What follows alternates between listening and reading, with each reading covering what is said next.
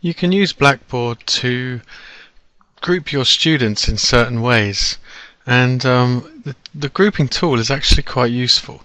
To access this, you would go down to the control panel and under users and groups select the groups tool.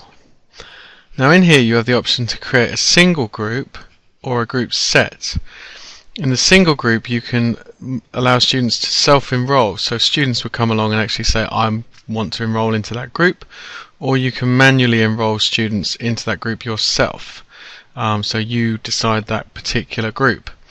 The group set allows you to create more than one group of students from the students on your course, and this is a really useful tool. Again, students can self-enroll and you can manually enroll, but there's also a random enroll, and this will actually set your students up in random groups based on the number of groups you've chosen. And you can even choose what to do with students who are extra. But for this particular thing we're going to use the manual enroll, so I'm going to click on manual enroll and I'm actually going to create differentiated groups. So I can give a description if I want as well. So you know, this is groups for project 1, and the group availability is whether it's available to students or not. If you select no at this stage, then students won't see it until you're happy with that group, but I want them to be able to see it.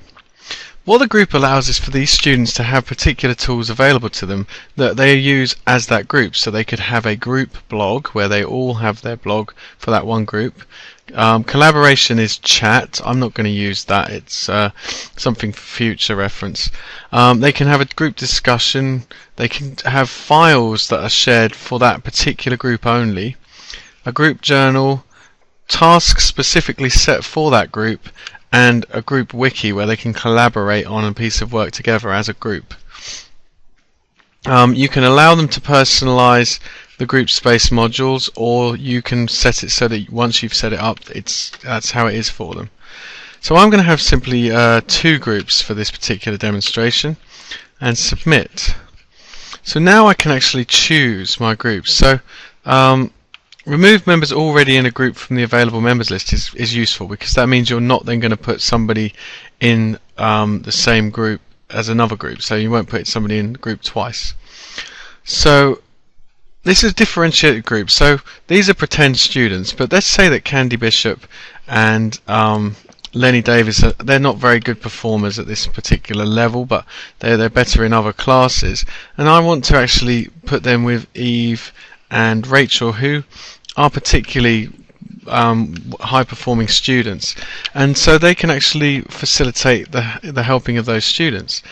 I'm then left with these other students who I will add as well, but you know, if you consider it, you can actually set up your groups very intelligently to allow for differentiation amongst your groups. You've also got the option to add groups, so at this stage if you think actually 2 groups isn't enough, I need to differentiate differently, you can add more groups, set the learners in different ways. Once you're happy with your groups, press submit, and then you get the groups show up in your group list. If I go into a group, you'll see that they have their own module page for the group, and here's the file exchange tool. So when you click on that, you have the option of adding files, and these files can then be shared with that group. They can also go into their group blog and start creating blog entries for that group. They can have group discussions, do their journal, task, wiki, whatever it is you want them to do.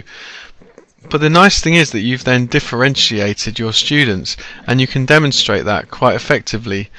Another thing is that you could use the groups tool to group your students before they come to a lesson, and then using Blackboard on the screen you can show who is in which group quite easily, and get your students to sit in those groups during the lesson. This saves time saying get into pairs, get into groups, where students generally don't jump to it. So hopefully this was helpful to you.